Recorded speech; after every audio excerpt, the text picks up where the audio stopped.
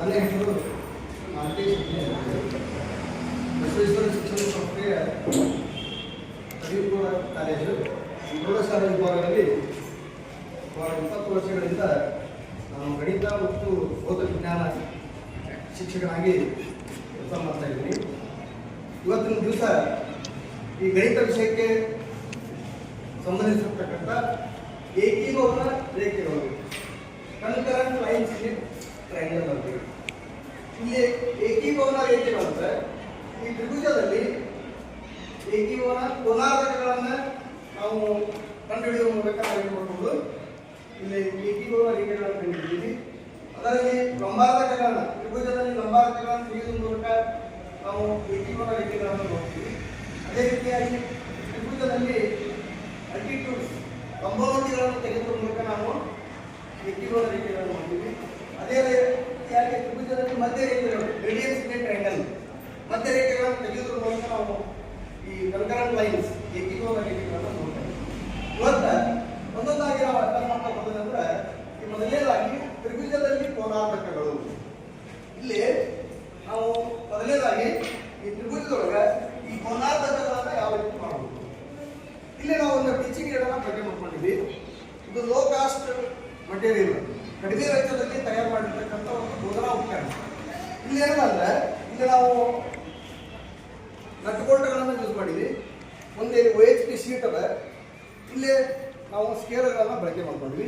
ಇಲ್ಲಿ ಹಿಂದಿನ ಸೈಡ್ ಏನಂದ್ರೆ ಸನ್ಮಾಯಿಕ ಒಂದು ಶೀಟನ್ನು ತೊಗೊಂಡ್ವಿ, ಪ್ಲೇಟ್ ಅದ, ಇದಕ್ಕೆ ನಾವು ಈ ರೀತಿ ಜೋಡಿಸ್ಕೊಂಡ್ವಿ.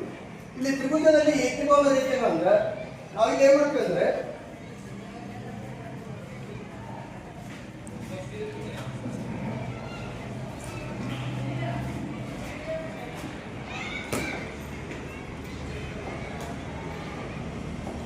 ಈಗ ಇದೊಂದು ತ್ರಿಭುಜ ಇದೆ,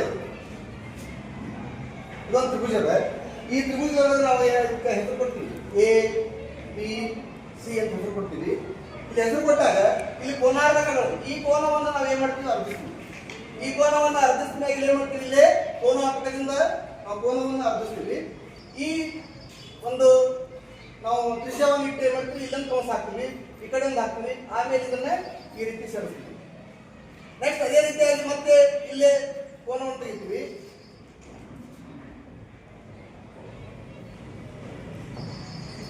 ಇಲ್ಲೇ ಇದೊಂದು ತ್ರಿಭುಜದ ಇದೊಂದು ತ್ರಿಭುಜ ತಗೊಂಡಿ ನಾನು. ಈ ತ್ರಿಭುಜದೊಳಗೆ ನಾವು ಏನು ಮಾಡಿ ಕೋನಾರ್ಧಕಗಳನ್ನು ಕಂಡುಹಿಡಿತೀವಿ. ಇಲ್ಲೇ ಈ ಕೋನ ತಗೊಂಡು ನಾವು ಏನು ಮಾಡ್ತೀವಿ, ಈ ಕೋನವನ್ನು ತ್ರಿಜ್ಯದಿಂದ ಅರ್ಧಿಸ್ತೀವಿ, ಅವಾಗ ಇದನ್ನ ಸೇರಿಸ್ತೀವಿ. ಮುಂದೆ ಅದೇ ರೀತಿ ಈ ಕೋನವನ್ನು ಏನು ಮಾಡ್ತೀವಿ, ಕೋನ ತೆಗಿತೀವಿ ಶೃಂಗದ ಮೇಲೆ ಇಟ್ಟು, ಆಮೇಲೆ ಕೋನಗಳನ್ನು ತೆಗಿತೀವಿ, ಆಮೇಲೆ ಇದನ್ನು ಜೋಡಿಸ್ತೀವಿ. ಅವಾಗ ಏನಾಗುತ್ತೆ ಅಂದ್ರೆ ಇಲ್ಲೇ ಇದೇ ರೀತಿ ಇಲ್ಲಿ ಮಾಡ್ತೀವಿ. ಇಲ್ಲಿ ಮಾಡಿದ್ರೆ ನಮಗೆ ಇಲ್ಲಿ ಕೋನ ಸಿಗತ್ತೆ, ಇದನ್ನು ಜೋಡಿಸಿದಾಗ ಇಲ್ಲೊಂದು ಬಿಂದು ಸಿಗುತ್ತೆ ನಮ್ಗೆ. ಇದಕ್ಕೆ ಕನ್ಕರೆಂಟ್ ಅಂದ್ರೆ ಏಕೀಭವನ ಬಿಂದು ಅಂತ ಕರಿತೀವಿ ನಾವು. ಈ ಬಿಂದುವಿನ ಮೇಲೆ ನಾವು ತ್ರಿಜ್ಯವನ್ನು ಇಟ್ಟು ನಾವೇನ್ ಮಾಡ್ತೀವಿ, ಒಂದು ವೃತ್ತವನ್ನು ತೆಗಿತೀವಿ. ಇದಕ್ಕೆ ಅಂತರ್ವೃತ್ತ ಅಂತ ಕರಿತೀವಿ. ಇನ್ ಸೆಂಟರ್ ಅಂದ್ರೆ ಅಂತರ್ವೃತ್ತ ಅಂತ ಹೇಳ್ತೀವಿ. ಈ ವೃತ್ತ ಏನಾಗುತ್ತೆ ಅಂದ್ರೆ ಈ ಮೂರು ಭಾವಗಳಿಗೆ ಸ್ಪರ್ಶಿಸಿರ್ತದೆ, ಟಚ್ ಆಗಿರ್ತದೆ. ಇಲ್ಲಿ ಈ ರೀತಿ ಒಂದು ಮಾಡೆಲ್ ಅದ. ಇಲ್ಲಿ ಏನ್ ಮಾಡಿದೆ, ಒಳಗೊಂದು ವೃತ್ತ ತೆಗೆದ ಕೆಂಪನ್ನು, ಆ ವೃತ್ತ ಏನಾಗಿದೆ ಅಂದ್ರೆ ಈ ಮೂರು ಭಾವಗಳಿಗೆ ಏನಾಗಿದೆ ಸ್ಪರ್ಶಿಸ್ತೈತಿ. ಇದಕ್ಕೆ ನಾವು ಇದೊಂದು ಹೆಸರು ಇಡ್ತೀವಿ, ಇದಕ್ಕೆ ಅಂತರ್ವೃತ್ತ ಅಂತ ಕರಿತೀವಿ. ಇಂಗ್ಲಿಷ್ ಒಳಗ ಇನ್ ಸೆಂಟರ್ ಅಂತ ಕರಿತೀವಿ. ಇದು ಒಂದೇ ಒಂದು ತ್ರಿಭುಜದಲ್ಲಿ ಇರ್ತಕ್ಕಂಥ ಒಂದು ಕೋನಾರ್ಧಕ. ಇಲ್ಲೇ ನಾವು ಕೋನಗಳನ್ನು ಅರ್ಧಿಸುವ ಮೂಲಕ ನಾವು ಏನ್ ಮಾಡ್ತೀವಿ, ಅಂತರ್ವೃತ್ತವನ್ನು ತೆಗೆದಿವಿ. ನೆಕ್ಸ್ಟ್ ಎರಡನೇದಾಗಿ ನಾವು ಏನ್ ಮಾಡ್ತೀವಿ ಅಂದ್ರೆ ನೆಕ್ಸ್ಟ್ ಇಲ್ಲಿ ಎರಡನೇದಾಗಿ ತ್ರಿಭುಜದಲ್ಲಿ ಬಾಹುಗಳ ಲಂಬಾರ್ಧಕಗಳು. ಇಲ್ಲಿ ಬಾಹುಗಳನ್ನ ಲಂಬವಾಗಿ ಅರ್ಧಿಸುವುದು ಹೆಂಗೆ ಅಂದ್ರೆ ನಾವು ಏನ್ ಮಾಡ್ತೀವಿ ಅಂದ್ರೆ ಇಲ್ಲಿ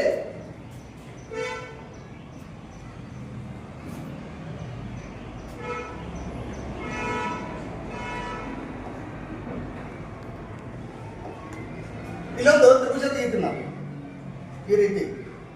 ಸೇಮ್ ಇದೊಂದು ತ್ರಿಭುಜದ. ಈ ತ್ರಿಭುಜ ತೆಗೆದ್ಮ್ಯಾಗ ಇಲ್ಲಿ ನಾವು ಏನ್ ಮಾಡ್ತೀವಿ ಅಂದ್ರೆ ಇದಕ್ಕೊಂದು ಮಾಡಲ್ ಇದೆ. ಇಲ್ಲಿಯೂ ಕೂಡ ನಾವು ಏನ್ ಮಾಡಿದ್ವಿ, OHP ಶೀಟ್ಗಳನ್ನ ಬಳಸ್ಕೊಂಡಿನಿ. ಇಲ್ಲಿ ಸ್ಕೇಲ್ಗಳನ್ನ ಬಳಕೆ ಮಾಡ್ಕೊಂಡಿವಿ. ಸ್ಕೇಲ್ ಇದಕ್ಕಂದ್ರೆ ಬಾಹುಗಳ ಉದ್ದಗಳನ್ನ ಅಳಿಲಿಕ್ಕೆ. ಇಲ್ಲಿ ಏನ್ ಮಾಡಿವಿ ಅಂದ್ರೆ ನಾವು ಏನ್ ಮಾಡ್ತೀವಿ ಅಂದ್ರೆ ಇಲ್ಲೇ ಬಾಹುಗಳನ್ನ ಅರ್ಧಿಸ್ಬೇಕು, ಲಂಬಾರ್ಧಕಗಳನ್ನ ತೆಗಿಬೇಕು. ಅಂದ್ರೆ ಇಲ್ಲಿ ತ್ರಿಜ್ಯ ತಗೋಬೇಕು. ತ್ರಿಜ್ಯ ತಗೊಂಡು ನಾವು ಏನ್ ಮಾಡ್ತೀವಿ, ಇಲ್ಲಿಂದ ಅರ್ಧಕ್ಕಿಂತ ಹೆಚ್ಚಿಟ್ಟು ಏನ್ ಮಾಡ್ತೀವಿ, ಇಲ್ಲೊಂದು ಕೌನ್ಸ್ ತೆಗಿತೀವಿ, ಇಲ್ಲೊಂದು ತೆಗಿತೀವಿ. ಇದು ಎ ಬಿಂದು, ಎ ಬಿಂದುವಿನಾಗ ಇದು ಬಿ ಬಿಂದು, ಇದು ಸಿ ಇದು. ಅಂದ್ರೆ ಇಲ್ಲಿ ಬಿ ಬಿಂದುವಿನಾಗ ಇಟ್ಟು 2 ಕೌನ್ಸ್ ತೆಗೆದು ನಾನು ನೆಕ್ಸ್ಟ್ ಎ ಮ್ಯಾಗ ಇಟ್ಟು ಮಾಡ್ತೀವಿ, ಇಲ್ಲೊಂದು ಕೌನ್ಸ್ ತೆಗಿತೀವಿ. ಅವಾಗ ಏನ್ ಮಾಡ್ತೀವಿ, ಇದನ್ನ ಹಿಂಗೆ ಸೇರಿಸ್ತೀವಿ. ಅದೇ ರೀತಿ ಈ 2 ಭಾವಗಳನ್ನ ಅರ್ಧಿಸ್ಬೇಕು, ನಾವು ಲಂಬಗಳನ್ನು ತೆಗಿಬೇಕು. ಅಂದ್ರೆ ಇಲ್ಲಿ ಬಿ ಮ್ಯಾಗ ಇಟ್ಟು ಇಲ್ಲೇ ತೆಗಿತೀವಿ, ನೆಕ್ಸ್ಟ್ ಸಿ ಮ್ಯಾಗ ಇಟ್ಟು ಇಲ್ಲೇ ತೆಗಿತೀವಿ. ಅವಾಗ ಇದನ್ನ ಏನ್ ಮಾಡ್ತೀವಿ, ಮತ್ತೆ ಹಿಂಗೆ ಸೇರಿಸ್ತೀವಿ. ಅದೇ ರೀತಿ ಎ ಸಿ ಭಾವನ ಮಾತ್ರ ಅರ್ಧಿಸ್ತೀವಿ. ಇಲ್ಲಿ ಲಂಬರ್ದಾಗ ತೆಗಿಬೇಕು, ಇಲ್ಲಿ ಸಿ ಮ್ಯಾಗ ಇಟ್ಟು ಇಲ್ಲೊಂದು ತೆಗಿತೀವಿ, ಎ ಮ್ಯಾಗ ಇಟ್ಟು ಇಲ್ಲೇ ತೆಗಿತೀವಿ. ಅವಾಗ ಏನ್ ಮಾಡ್ತೀವಿ, ಇದನ್ನ ಸೇರಿಸ್ತೀವಿ. ಅವಾಗ ಇಲ್ಲೇ ಒಂದು ಬಿಂದು ಸಿಗತಿ, ಇದಕ್ಕೆ ಸರ್ಕಮ್ ಸೆಂಟರ್ ಅಂತ ಕರೀತಾರೆ. ಪರಿಕೇಂದ್ರದ ಇವು ಕನ್ಕರೆಂಟ್ ಲೈನ್ಸ್, 3 ಲೈನ್ಗಳಿಗೆ ಒಂದು ಬಿಂದುವಿನೊಳಗೆ ಸಂಚಿತಕ್ಕ ಏಕೀಭವನ ಬಿಂದುಗಳು, ಏಕೀಭವನ ರೇಖೆಗಳು ಅಂತ ಇರುತ್ತೆ. ಇದು ಏಕೀಭವನ ಬಿಂದು ಅದ. ಇಲ್ಲಿ ನಾವು ಏನ್ ಮಾಡ್ತೀವಿ, ತ್ರಿಜ್ಯ ಇಟ್ಟು ಈ 3 ಸ್ಟ್ರಿಂಗ್ಗಳ ಮೂಲಕ ಹಾಕತಕ್ಕಂಥ ಒಂದು ಪರಿವೃತ್ತವನ್ನು ತೆಗಿತೀವಿ. ಅವಾಗ ಇಲ್ಲಿ ತೆಗೆದ್ವಿ ಅಂದ್ರೆ ಈ ರೀತಿ ಇದಕ್ಕ ಪರಿವೃತ್ತವನ್ನು ತೆಗಿತೀವಿ. ಅದಕ್ಕೆ ನಾವು ಏನಂತೀವಿ, ಇಲ್ಲೇ ಯಾವ್ದಂದ್ರೆ ತ್ರಿಭುಜದಲ್ಲಿ ಬಾಹುಗಳ ಲಂಬಾರ್ಧಕಗಳು, perpendicular bisectors of sides in a triangle. ಇಲ್ಲದ ನೋಡಿ, ಇಲ್ಲೇನದ ಇದು ಗ್ರೀನ್ ಕಲರ್ ಏನದ, ಇದು ಪರಿವೃತ್ತ. ಇದು ಕಾಣಿಸ್ತತಿ ಗ್ರೀನ್ ಕಲರ್. ಇದು ಎಂತ ತ್ರಿಭುಜ, ಇದು ಲಘುಕೋನ ತ್ರಿಭುಜ. 3 ಬಾಹುಗಳು ಇಲ್ಲೇನದ, ಪ್ರತಿಯೊಂದು ಕೋಣ ಲಘುಕೋಣ ಆಗಿರ್ತೈತಿ. ಈ ಲಘುಕೋನ ತ್ರಿಭುಜಗಳು ನಾವೇನ್ ಮಾಡಿದ್ವಿ, ಬಾಹುಗಳನ್ನ ಅರ್ಧಿಸುವುದರ ಮೂಲಕ ನಾವೇನ್ ಮಾಡಿದ್ವಿ, ಪರಿವೃತ್ತವನ್ನ ತೆಗೆದಿವಿ. ಹಂಗಾರೆ ಇದು 2ನೇದು ತ್ರಿಭುಜದಲ್ಲಿ ಬಾಹುಗಳ ಲಂಬಾರ್ಧಕಗಳು ಅಂತ. ಈ ಒಂದು ಟೀಚಿಂಗ್ ಏಡ್ ಬಳಸೋದ್ರ ಮೂಲಕ ನೀವೇನ್ ಮಾಡಬಹುದು, ಇಲ್ಲೇ ಬಾಹುಗಳನ್ನು ಅಳಿಬಹುದು. ಈ ಸ್ಕೇಲ್ ಮುಖಾಂತರ ಅಳದು ನೀವು ತ್ರಿಜ್ಯವನ್ನು ಬಳಸಿಕೊಂಡು ಪರಿವೃತ್ತ ಯಾವ ರೀತಿ ಇರ್ತದೆ ಅನ್ನೋದು ಈ ಒಂದು ಮಾಡೆಲ್ ಇಂದ ಗೊತ್ತಾಗುತ್ತೆ. ನೆಕ್ಸ್ಟ್ ಇಲ್ಲಿ 3ನೇ ಒಂದು ವಿಧ ಯಾವ್ದಪ್ಪ ಅಂದ್ರೆ ತ್ರಿಭುಜದಲ್ಲಿ ಲಂಬೋನ್ನತಿಗಳು. ಅಂದ್ರೆ ಇಲ್ಲಿ ತ್ರಿಭುಜದಲ್ಲಿ ಲಂಬೋನ್ನತಿಗಳು ಅಂತ ತೆಗಿಬೇಕಂತಂದ್ರೆ ಇಲ್ಲೇನದ, ಇಲ್ಲಿ ನೋಡಿ, ಅಲ್ಟಿಟ್ಯೂಡ್ಸ್ ಇನ್ ಎ ಟ್ರಯಾಂಗಲ್. ತ್ರಿಭುಜದ ಎತ್ತರವನ್ನು ಕಂಡುಹಿಡಿಯುವುದು. ಈ ಒಂದು ಯಾವುದೇ ಒಂದು ತ್ರಿಭುಜ ಇರುತ್ತೆ, ಅದು ಲಘುಕೋನ ತ್ರಿಭುಜ ಆಗಿರ್ಬೋದು, ಲಂಬಕೋನ ತ್ರಿಭುಜ ಆಗಿರ್ಬೋದು, ವಿಶಾಲಕೋನ ತ್ರಿಭುಜ ಆಗಿರ್ಬೋದು. ಅದರಲ್ಲಿ ಆ ತ್ರಿಭುಜದ ಎತ್ತರವನ್ನು ಕಂಡುಹಿಡಿಬೇಕಾದ್ರೆ ನಾವು ಇಲ್ಲೇ ಮಾಡಿವಿ ಅಂದ್ರೆ ಇದೊಂದು ಮಾಡೆಲ್ ಮಾಡಿದ್ವಿ, ಅಲ್ಟಿಟ್ಯೂಡ್ಸ್ ಇನ್ ಎ ಟ್ರಯಾಂಗಲ್ ಅಂತ ಹೇಳ್ತೇವೆ ನಾವು. ಇದು ಗಣಪದ ಇದೊಂದು ಈ ತ್ರಿಭುಜ ಇಲ್ಲಿಂದ ಹಿಡ್ಕೊಂಡಿದ್ದು ಎಷ್ಟು ಎತ್ತರದ ಅನ್ನೋದನ್ನ ನಾವೇನ್ ಮಾಡ್ಬೋದು, ಇದನ್ನ ಕಂಡುಹಿಡಿಯಬಹುದು. ಹಂಗಾರೆ ಇಲ್ಲಿ ಕಂಡುಹಿಡಿಯಬೇಕಾದ್ರೆ ನಾವು ಏನ್ ಮಾಡ್ಬೇಕಂದ್ರೆ ಮೊದಲನೇದಾಗಿ ಇಲ್ಲಿ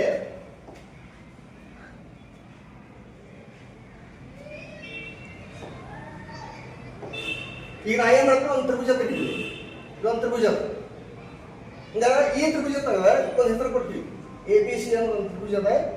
ಈ ತ್ರಿಭುಜಕ್ಕೆ ಹೆಸರು ಕೊಡ್ತೀವಿ. ಈ ತ್ರಿಭುಜದ ಎತ್ತರವನ್ನು ಕಂಡುಹಿಡಿಬೇಕಾಗಿತ್ತು. ನಾವು ಎತ್ತರವನ್ನು ಕಂಡುಹಿಡಿಬೇಕಾದ್ರೆ ಇಲ್ಲಿ ಏನ್ ಮಾಡ್ತೀವಿ, ಇಲ್ಲೊಂದು ಕೌನ್ಸ್ ತೆಗಿತೀವಿ. ಇಲ್ಲಿ ಕೌನ್ಸ್ ತೆಗೆದು ಈ ತ್ರಿಜ್ಯ ಇಟ್ಟು ಏನ್ ಮಾಡ್ತೀವಿ, ಇಲ್ಲಿ ತೆಗೆದು ಮಾಡ್ತೀವಿ. ಇಲ್ಲಿ ಇಟ್ಕೊಂಡು ಇಲ್ಲಿ ಮಾಡ್ತೀವಿ. ಇಲ್ಲೊಂದು ಕೌನ್ಸ್ ಸಿಗುತ್ತೆ, ಈ ಕೌನ್ಸವನ್ನು ಏನ್ ಮಾಡ್ತೀವಿ, ನಾವು ಜೋಡಿಸ್ತೀವಿ. ಹಂಗಾರೆ ಈ ಬಾಹುಗಳ ಮಧ್ಯ ಬಿಂದು ನಮ್ಗೆ ಸಿಗ್ತೈತಿ. ಇದೇ ಬಾಹು ಅದಲ್ಲ, ಈ BC ಬಾಹುವಿನ ಮಧ್ಯ ಬಿಂದು ಅದ. ಆ ಮಧ್ಯ ಬಿಂದು ಏನದ, ಇಲ್ಲಿ ಏನಂತ ನಮ್ಗೆ ಸಿಗ್ತೀವಿ. ಇದು ಈ ಶೃಂಗದಿಂದ ಏನ್ ಮಾಡಿದ್ವಿ, ಈ ಎದುರಿನ ಬಾವಿಗೆ ಏನ್ ಮಾಡಿದ್ವಿ, ಲಂಬವನ್ನ ತೆಗೆದ್ವಿ ನಾವು. ನೆಕ್ಸ್ಟ್ ಅದೇ ರೀತಿ ಈ AB ಬಾವನ್ನ ಮಾಡ್ಬೇಕಾದ್ರೆ ಮತ್ತೆ ನಾವು ಏನ್ ಮಾಡ್ಬೇಕು, ಇಲ್ಲಿ ಇಟ್ಕೊಂಡು ಏನ್ ಮಾಡ್ತೀವಿ, ಮತ್ತೆ ಕಟ್ ಮಾಡ್ತೀವಿ. ಕಟ್ ಮಾಡಿದಾಗ ಇಲ್ಲಿ ಇಟ್ಕೊಂಡು ಇದೊಂದು ತ್ರಿಜ್ಯ, ಇಲ್ಲಿ ಇಟ್ಕೊಂಡು ಇದೊಂದು ತ್ರಿಜ್ಯ. ಅವಾಗ ಈ ಇದನ್ನ ಏನ್ ಮಾಡ್ತೀವಿ, ನಾವಿಲ್ಲಿ ಇದನ್ನ ಕೂಡಿಸ್ತೀವಿ.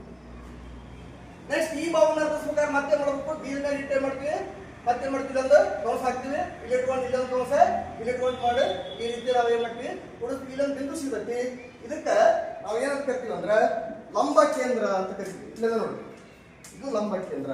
ಇದು ಲಘುಕೋನ ತ್ರಿಭುಜದೊಳಗ ಒಳಗಡೆ ಬರ್ತೈತಿ, ವಿಶಾಲ ಕೋನ ತ್ರಿಭುಜದೊಳಗೆ ಹೊರಗಡೆ ಬರ್ತೈತಿ, ಲಂಬಕೋನ ತ್ರಿಭುಜದೊಳಗ ವಿಕರ್ಣದ ಮೇಲಿರ್ತೈತಿ. ಅದನ್ನ ನಾವು ಇಲ್ಲಿ ಅಲ್ಲೊಂದು ಪ್ರಾಕ್ಟಿಕಲ್ ಮಾಡಿ ನಿಮ್ಗೆ ಆಮೇಲೆ ತೋರಿಸ್ತೇವೆ. ಇಲ್ಲೇ ಈ ರೀತಿ ಇದಾಗುತ್ತೆ. ಇದಾದ್ಮೇಲೆ ನೆಕ್ಸ್ಟ್ ಇಲ್ಲಿ ಆ ಮಾಡೋದನ್ನ ಇಲ್ಲಿ ತೋರಿಸಿದ್ವಿ ನಾವು.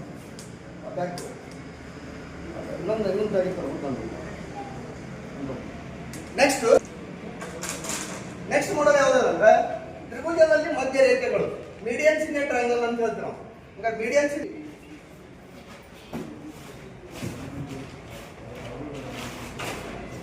ಇಲ್ಲಿ ಒಂದು ಮಾಡಲ್ ಇದೆ. ಇಲ್ಲಿ ಈ ಮಾಡಲ್ ಒಳಗ ಇಲ್ಲಿ ನೋಡಿ, ಇದು ತ್ರಿಭುಜದಲ್ಲಿ ಏಕೀಭವನ ರೇಖೆಗಳು. ಇಲ್ಲೇ ತ್ರಿಭುಜದಲ್ಲಿ ಕೋನಾರ್ಧಕಗಳನ್ನು ನೋಡಿದ್ವಿ ನಾವು ಈಗಾಗಲೇ. ತ್ರಿಭುಜದಲ್ಲಿ ಬಾಹುಗಳ ಲಂಬಾರ್ಧಕಗಳನ್ನು ನೋಡಿದ್ವಿ. ತ್ರಿಭುಜದಲ್ಲಿ ಲಂಬೋನ್ನತಿಗಳು, ತ್ರಿಭುಜದ ಎತ್ತರವನ್ನು ಕಂಡುಹಿಡಿತಕ್ಕಂಥ ಒಂದು ನೋಡಿದ್ವಿ. ಈ ತ್ರಿಭುಜದಲ್ಲಿ ಮಧ್ಯ ರೇಖೆಗಳು, ಇದೊಂದು ನೋಡಿದ್ಮೇಲೆ ಇದೊಂದು ಮಾಡೆಲ್ ಅದ. ಈ ಮಾಡೆಲ್ ಅನ್ನ ಈ ರೀತಿ ನಾವು ಏನ್ ಮಾಡ್ತೀವಿ, ಇಲ್ಲಿ ಮಧ್ಯ ರೇಖೆಗಳನ್ನ ಕಂಡುಹಿಡಿಯುದು. ಇದು ಲಘು ಕೋನ ಆಗಿರ್ಬೋದು, ಲಂಬ ಕೋನ ಆಗಿರ್ಬೋದು, ವಿಶಾಲ ಕೋನ. ಈ ಸೆಂಟರ್ ಆಫ್ ಗ್ರಾವಿಟಿ ಅಂತ ಹೇಳ್ತೀವಿ ನಾವು, ಗುರುತ್ವ ಕೇಂದ್ರವನ್ನು ಕಂಡುಹಿಡಿಯುದು. ಈಗ ಇದು ಬ್ಯಾಲೆನ್ಸ್ ಮ್ಯಾಗ ಹಿಂಗ್ ಬಟ್ಟಿ ಮ್ಯಾಗ ನಿಂದಿರ್ಬೇಕಾತಂದ್ರೆ ಇದ್ರ ಗುರುತ್ವ ಕೇಂದ್ರ ಎಲ್ಲಿದೆ, ಕರೆಕ್ಟ್ ಈ ಬಟ್ಟಿ ಮ್ಯಾಗ ನಿಂದಿರ್ಬೇಕಿದು. ಇದು ನಿಂತಂದ್ರೆ ಏನಾಗತ್ತಿದು, ಅಲ್ಲಿ ಗುರುತ್ವ ಕೇಂದ್ರ ಅದ್ರದ್ದು ಅಲ್ಲಿ ಇರ್ತೈತಿ.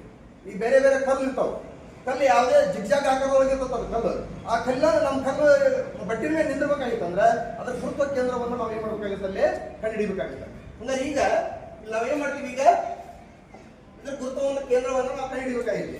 ಕಂಡುಹಿಡಿಬೇಕಾದ್ರೆ ಇಲ್ಲೊಂದು ತ್ರಿಭುಜವನ್ನು ತೆಗಿತೀವಿ ನಾವು. ಇಲ್ಲೊಂದು ತ್ರಿಭುಜ ಅದ, ಇದೊಂದು ತ್ರಿಭುಜ ಅದ. ಇದಕ್ಕೆ ABC ಅಂತ ಹೆಸರು ಕೊಡ್ತೀರಿ. ABC ಅಂತ ಹೆಸರು ಕೊಟ್ಟನಾಗ ಈಗ ನಾವು ಏನ್ ಮಾಡ್ಬೇಕಾಗಿತ್ತು, ಇದ್ರದ್ದು ಮಧ್ಯ ಬಿಂದು ತಗೋಬೇಕು. ಇದ್ರ ಮಧ್ಯ ಬಿಂದು ಸಿಗುತ್ತೆ. ಇದು 5 ಸೆಂಟಿಮೀಟರ್ ಇದ್ರೆ ಈ ಕಡೆ 2.5 ಈ ಕಡೆ 2.5 ಸೆಂಟಿಮೀಟರ್. ಇದ್ರ ಮಧ್ಯ ಬಿಂದು ತಂದೆ ಮಾಡಬೇಕು, ಇದಕ್ಕೆ ಜೋಡಿಸ್ಬೇಕು. ಆಮೇಲೆ ಇದು 6 ಸೆಂಟಿಮೀಟರ್ ಇರ್ತಾ, ಈ ಕಡೆ 3 ಈ ಕಡೆ 3 ಇದ್ರ ಮಧ್ಯ ಬಿಂದು ಸಿಗುತ್ತೆ. ಅವಾಗ ಇದನ್ನು ಜೋಡಿಸ್ಬೇಕು. ಇದ್ರದ್ದು 4 ಸೆಂಟಿಮೀಟರ್ ಇರ್ತಾರೆ, ಈ ಕಡೆ 2 ಈ ಕಡೆ 2 ಇರ್ತಾರೆ, ಇದ್ರ ಮಧ್ಯ ಬಿಂದು ಸಿಗುತ್ತೆ. ಅವಾಗ ಇದನ್ನು ಜೋಡಿಸಿದ್ರಂದ್ರೆ ಇದ್ರದ್ದು ಸೆಂಟರ್ ಆಫ್ ಗ್ರಾವಿಟಿ G ಅಂತ ಕರಿತೀವಿ ನಾವು. ಹಂಗಾರೆ ಇದು 2 ಪಟ್ಟು ಇತ್ತಂದ್ರೆ 2:1 ಅಂತ ಹೇಳ್ತೀವಿ. ಇದು O ಅಂತ ಹೆಸರು ಕೊಟ್ಟಿವಿ ಅಂದ್ರೆ ಇಲ್ಲಿಂದ ಇಲ್ಲಿಗೆ ಇದು 2 ಇದು ಇತ್ತಂದ್ರೆ 2 ಪ್ರಮಾಣ ಇತ್ತಂದ್ರೆ ಇದು 1 ಪ್ರಮಾಣ ಇರ್ತದೆ.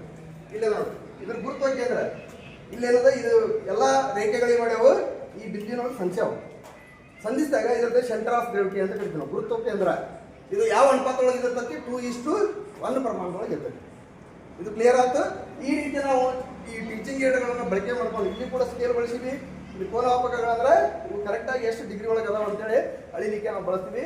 ಇಂಥ ಒಂದು ಸಿಂಪಲ್ ಆಗಿರ್ತಕ್ಕಂಥ ಟೀಚಿಂಗ್ ಏಡನ್ನು ನಾವು ಬಳಕೆ ಮಾಡ್ಕೋಬಹುದು. ನೆಕ್ಸ್ಟ್ ಇದಾಗಿಂದ ಇಲ್ಲೇ ಕೆಲವೊಂದು OHP ಶೀಟ್ಗಳ ಸಂಜಂಗಿಲ್ಲ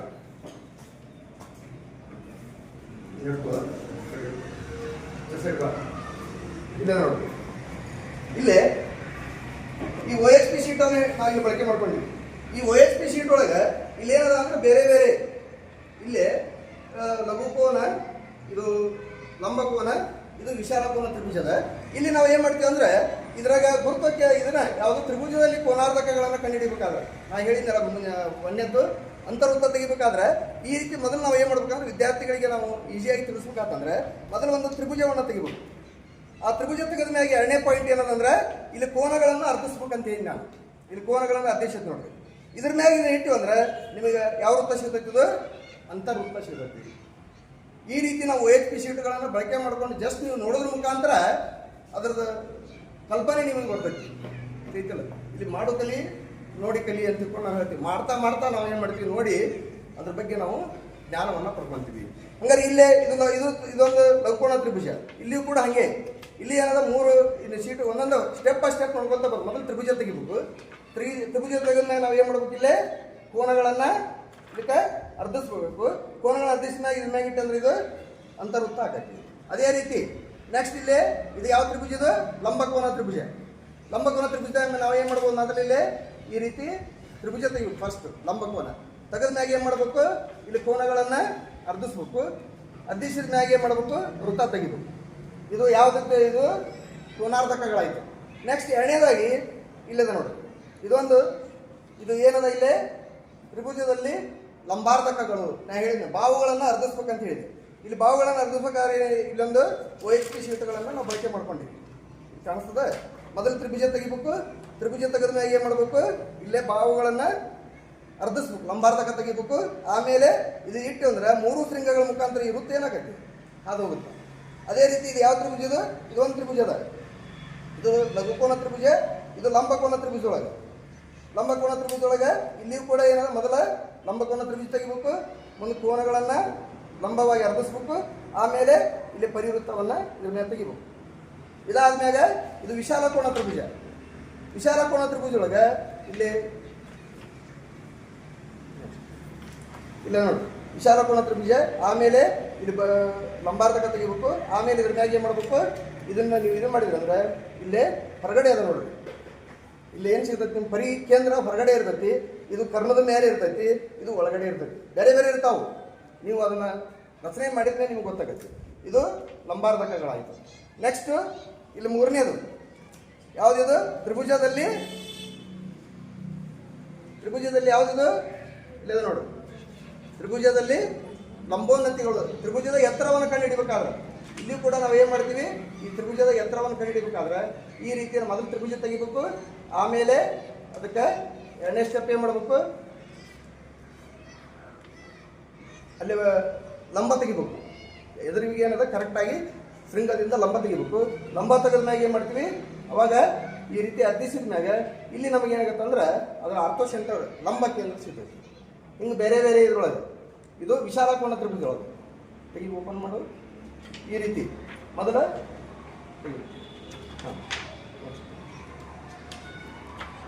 ಮೊದಲ ವಿಶಾಲಕೋನ ತ್ರಿಭುಜ, ಆಮೇಲೆ ಈ ಭಾವಗಳನ್ನು ಏನು ಮಾಡಬೇಕು, ಈ ರೀತಿ ಅರ್ಧಿಸ್ಬೇಕು. ಜೋಡಿಸ್ಬೇಕು, ಅರ್ಧಿಸಿದಾಗ ಏನು ಮಾಡಬೇಕು, ಈ ರೀತಿ ಇಡಬೇಕು. ಅವಾಗ ಇದ್ರದ್ದು ನಮ್ಗೆ ಲಂಬ ಕೇಂದ್ರ ಏನು ಸಿಗುತ್ತೆ ಅಂದ್ರೆ ಈ ತ್ರಿಭುಜದ ಹೊರಗಡೆ ಸಿಗುತ್ತೆ, ಇಲ್ಲಿ ಸಿಗುತ್ತೆ. ಈ ರೀತಿ ಇದು ತ್ರಿಭುಜದ ಎತ್ತರವನ್ನು ಕಂಡುಹಿಡಲಿಕ್ಕೆ. ಕೊನೆಯದಾಗಿ ಯಾವುದು ಗುರುತ್ವ ಕೇಂದ್ರ ಕಂಡುಹಿಡಿಬೇಕಾದ್ರೆ ಇದು ಲಘುಕೋನ ತ್ರಿಭುಜದ ಫಸ್ಟ್ ನಾವು ಏನು ಮಾಡಬೇಕು, ಈ ರೀತಿ ತ್ರಿಭುಜ ತೆಗಿಬೇಕು. ತೆಗೆದ ಮ್ಯಾಗ ಏನು ಮಾಡಬೇಕು, ಇಲ್ಲೇ ಮಧ್ಯ ಬಿಂದು ವೃತ್ತ ಮಾಡಿ ಏನು ಮಾಡಬೇಕು, ಅದನ್ನು ಜೋಡಿಸ್ಕೋಬೇಕು. ಶೃಂಗದಿಂದ ಜೋಡಿಸ್ಕೊಂಡ ಮ್ಯಾಗ ಏನು ಮಾಡಬೇಕು, ಇದರದ್ದು ನಮ್ಗೆ ಸೆಂಟರ್ ಆಫ್ ಗ್ರಾವಿಟಿ ಸಿಗುತ್ತೆ. ಇಲ್ಲೇ ಇದು ಎರಡು ಪ್ರಮಾಣ ಇತ್ತು ಅಂದ್ರೆ 1:1 ರೇಷಿಯೋದೊಳಗೆ ಏನಾಗುತ್ತೆ ಅದು ಗುರುತ್ವ ಕೇಂದ್ರ ನಮ್ಗೆ ಸಿಗುತ್ತೆ. ಈ ರೀತಿ ನಾವು ಲೋ ಕಾಸ್ಟ್ ಮಟೀರಿಯಲ್ಗಳನ್ನು ಬಳಕೆ ಮಾಡಿಕೊಂಡು ಇದ್ರಾಗ ಏನಿಲ್ಲ, ಇಡೀ ಇದನ್ನು ಸಿಂಪಲ್ ಆಗಿ ಇದು ಸ್ವಲ್ಪ ಇದು ಒಂದು ಅಕ್ಯಾಲಿಕ್ ಶೀಟ್ ಅಂತ ಬರುತ್ತೆ. ಆ ಶೀಟನ್ನು ಒಳಗೆ ನೀವು ಒಮ್ಮೆ ನಟ್ಟು ಬೋಲ್ಟು ಉಪಯೋಗ ಮಾಡ್ಕೊಂಡು ಒಮ್ಮೆ ನಾವು ರೆಡಿ ಮಾಡಿದ್ವಿ ಅಂದ್ರೆ ಪ್ರತಿ ವರ್ಷ ನಾವೇನು ಮಾಡೋದು, ಮಕ್ಕಳಿಗೆ ಇದನ್ನು ನಾವು ಸ್ಕೂಲಲ್ಲಿ ಇಟ್ಕೊಂಡ್ಬಿಟ್ಟಿವಿ ಅಂದ್ರೆ ಒಮ್ಮೆ ನಾವು ವರ್ಷ ತೋರಿಸ್ತಾ ಆ ಮಕ್ಕಳಿಗೆ ನೋಡ್ತಾ ಏನು ಮಾಡ್ತಾರೆ ಕಲಿತಾರೆ. ಬರೀ ನಾವು ಪಾಠ ಮಾಡಿದ್ರೆ ಏನಾಗಂಗಿಲ್ಲ, ಅದ್ರ ಜ್ಞಾನ ಮಕ್ಕಳಿಗೆ ಸ್ಪಷ್ಟವಾಗಿ ಅರ್ಥ ಆಗಂಗಿಲ್ಲ. ಕ್ಲಿಯರ್ ಆಯ್ತು? ನೀವಾಪ ನಾವು ನೀವಾ ಹಂಗಾರೆ ಇಲ್ಲಿ ಇದ್ರೊಳಗೆ ಏನು ಮಾಡಿ ನಾವು ಈಗ ಅಂತರ್ವೃತ್ತ ತೆಗೆದು ಈ ಕಡೆ ಬಂದು ಅಂತರ್ವೃತ್ತ ತೆಗೆದಾಗ ಇಲ್ಲಿ ಏನನ್ನು ಅರ್ಧಿಸ್ಬೇಕು, ಇಲ್ಲಿ 3 ಕೋನಗಳು, ಈ ಕೋನ ಯಾವ ಕೋನವನ್ನು ಏನು ಮಾಡಬೇಕು, ಇಲ್ಲಿ ನಾವು ಅಂತರ್ವೃತ್ತ ತೆಗಿಬೇಕಾದ್ರೆ ಕೋನಗಳನ್ನು ಅರ್ಧಿಸ್ಬೇಕು. ಅಂದ್ರೆ ಇಲ್ಲಿ ಇಟ್ಕೊಂಡು ಏನು ಮಾಡಬೇಕು, ಇಲ್ಲಿ ತೆಗೆದು ಅವಾಗ ಏನಾಗತ್ತೆ, ಇಲ್ಲೇ ಇನ್ ಸೆಂಟರ್ ಅಂದ್ರೆ ಅಂತಃಕೇಂದ್ರ ಸಿಗುತ್ತೆ. ಅವಾಗ ಅಂತರ್ವೃತ್ತವನ್ನು ತೆಗಿಬೋದು. ಅವಾಗ ಆ ವೃತ್ತ ಏನಾಗುತ್ತೆ, 3 ಭಾವಗಳಿಗೆ ಸ್ಪರ್ಶಿಸ್ತೈತಿ. ಗೊತ್ತೈತಿ? ಇದಕ್ಕೆ ನಾವು ತ್ರಿಜ್ಯ ಅಂತ ಕರಿತೀವಿ, ವೃತ್ತದ ತ್ರಿಜ್ಯ. ಗೊತ್ತಾಯ್ತು? ನೀ ಬಾ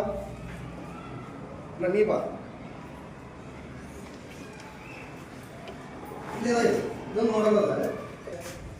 ಏನನ್ನು ಕಂಡುಹಿಡಿಬೋದು ನಾವು, ಸೆಂಟರ್ ಆಫ್ ಗ್ರಾವಿಟಿ ಗುರುತ್ವ ಕೇಂದ್ರವನ್ನು ಕಂಡುಹಿಡಿಬೋದು. ಹಂಗಾಗಿ ಗುರುತ್ವ ಕೇಂದ್ರ ಕಂಡುಹಿಡಿತಾರೆ ಹೆಂಗೆ ಮಾಡ್ಬೇಕು, ನಾವು ತ್ರಿಭುಜವನ್ನ ಏನು ಮಾಡಬೇಕು, ಈ ಶೃಂಗದಿಂದ ಈ ಮಧ್ಯ ಬಿಂದು ಮಾಡಬೇಕು, ಈ ಶೃಂಗದಿಂದ ಈ ಮಧ್ಯ ಬಿಂದು ಜೋಡಿಸ್ಬೇಕು, ಈ ಶೃಂಗದಿಂದ ಈ ಮಧ್ಯ ಬಿಂದು. ಅವಾಗ ಏನು ಮಾಡ್ತಾರೆ, ಒಂದು ಜಿ ಅನ್ನು ಸಿಗುತ್ತೆ. ಇದು ಯಾವ ಪ್ರಮಾಣದಾಗ ಇರ್ತೈತಿ, ಯಾವ 2:1 2:1 ರೇಷಿಯೋದೊಳಗೆ ಏನು ಮಾಡುತ್ತೆ, ಇಲ್ಲೇ ಒಂದು ಬಿಂದು ನಮ್ಗೆ. ಈ ರೀತಿ ನಾವು ಮಟೀರಿಯಲ್ಗಳನ್ನು ಬಳಕೆ ಮಾಡಿಕೊಂಡು ಮಕ್ಕಳಿಗೆ ಬೋಧನೆ ಮಾಡೋದ್ರಿಂದ ಎಷ್ಟು ತೃಪ್ತಿಕರ ಆಗಿರ್ತಕ್ಕಂಥ. Thank you.